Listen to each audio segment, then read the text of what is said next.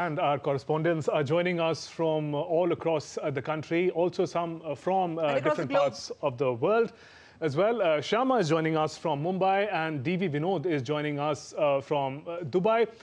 Shyama, well, you already are, I believe, at a temple premises.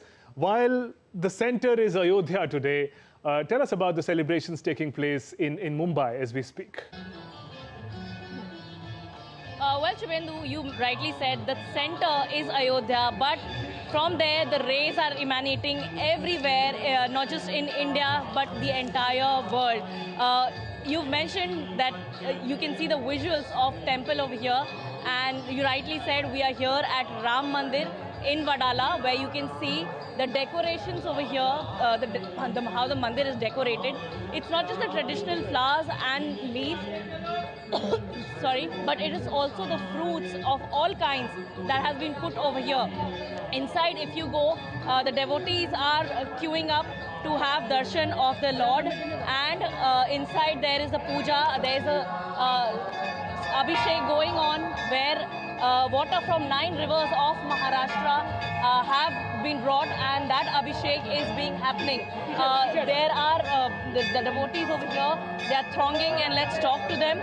कैसा माहौल है आपके लिए? आज का दिन का क्या महत्व है? आज रामनवमी है, सबसे बड़ा त्योहार है, दिवाली से भी बढ़कर त्योहार है। हम लोग बहुत खुश हैं। आपके लिए कितना महत्वपूर्ण है आज का दिन? जय Shri Ram. Jai Siya Ram is the chanting which is going to take place today, and as people are saying that this day today is bigger than Diwali because yes, it is another homecoming of Lord Ram after as we celebrate Diwali, where Ram had conquered evil, conquered Ravan, and he had returned home. Today Ram is coming home, returning to his home, and that's what the celebration is like in not just this temple, but the entire Maharashtra is decked up. It's drenched into the festival fervour. Yes. Shama, good morning, and Jai Siya Ram to you as well, Sakal here.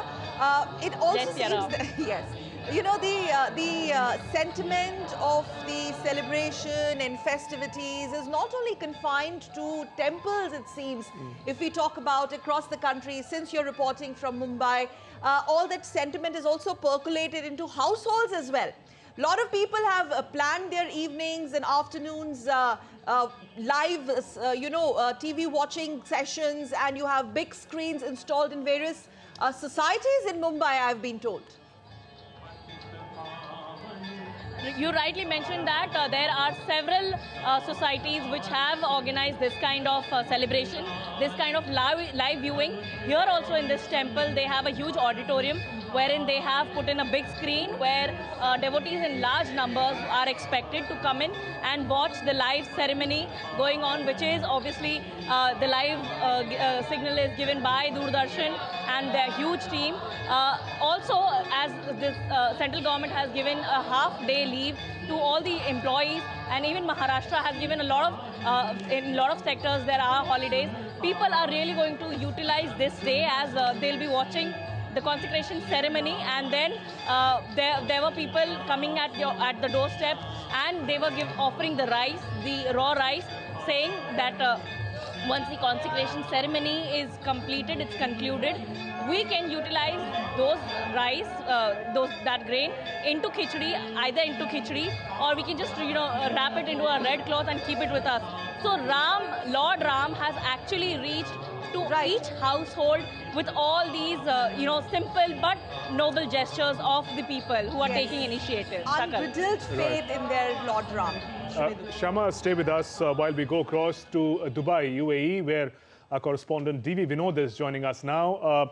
Vinod, Indian diaspora is a thriving population in Dubai as well. We understand not very far in Abu Dhabi, the first Hindu temple is also coming up. Tell us how Lord Ram, the faith, is uniting these two civilizations.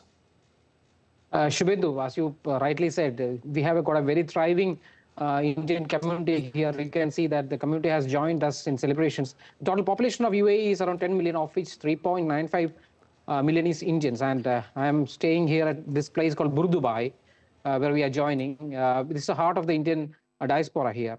And here at the Sindhi Ceremony Hall, we are having an event which is called the Uttar Pradesh Divas. And along with that, we are commemorating this consecration of Ayodhya, Lord Ram.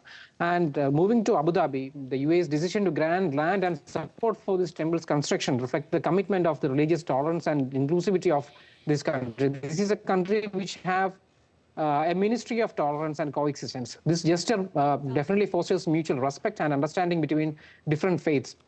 To explain it more, we have with us a very special person, Mr. Gopal Kukni, who has stayed in Dubai for the last half a century, was instrumental in setting up the Jebel Ali Hindu temple here in UAE. He'll give the history of how this cultural coexistence between these two countries have been happening for the last many centuries, and particularly in the last century. Yeah, Mr. Gopal Kukni. Jai Shri Ram. This is Gopal Kokani from Dubai. Yes, I have been a witness to the growth of our cultural as well as diplomatic relation between these two countries, UAE and India, from 1973. And we are very much thankful to the visionary rulers of UAE and Dubai, who have granted us land for a new temple to be built in Jebel Ali. And I was instrumental by the grace of God from the day one, from getting the land until the temple was opened 1.5 years back. And I have been, for past 5 years, I've been involved in the Dubai temple as a general manager from 2018 to 2023. This temple was opened here in 1958 by the blessings of His Highness Sheikh Rashid bin Saeed Al Maktoum. And no doubt, this country, they have a ministry of religious tolerance and coexistence, and it is a very good example. We see our temple. There is a Krishna temple which was established in 1902, and it is bang in the vicinity of the Grand Mosque of Dubai.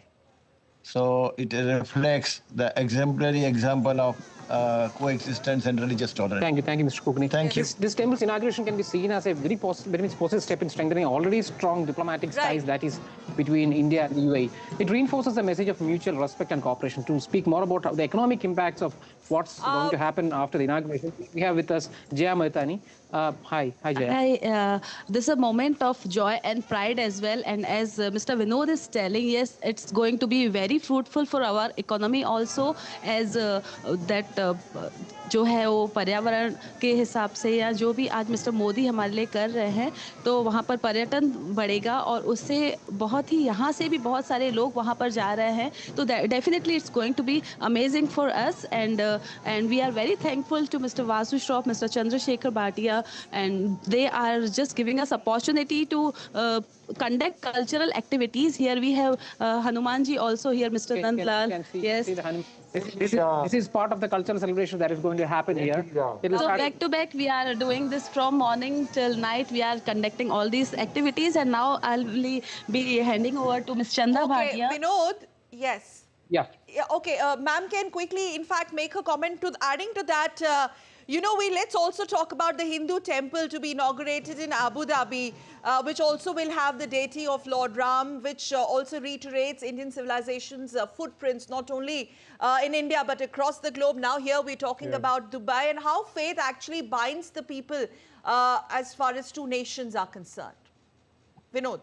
See, the relation between India and UAE dates back to centuries. It can even date back to the BC centuries. So here we have got 3 temples, one at Burdubai, one at Jebel Ali, and one at one that's coming in Abu Dhabi. All these 3 temples have Vishnu Murtis. Here in Burdubai, we have the Vishnu Murti in the form of Sri Krishna. Here in Jebel Ali, we have the Murti in the form of Ram. And in the upcoming at Abu Dhabi, we have the Ram and Sita as one of the Murtis among the 16 deities that is going to be present.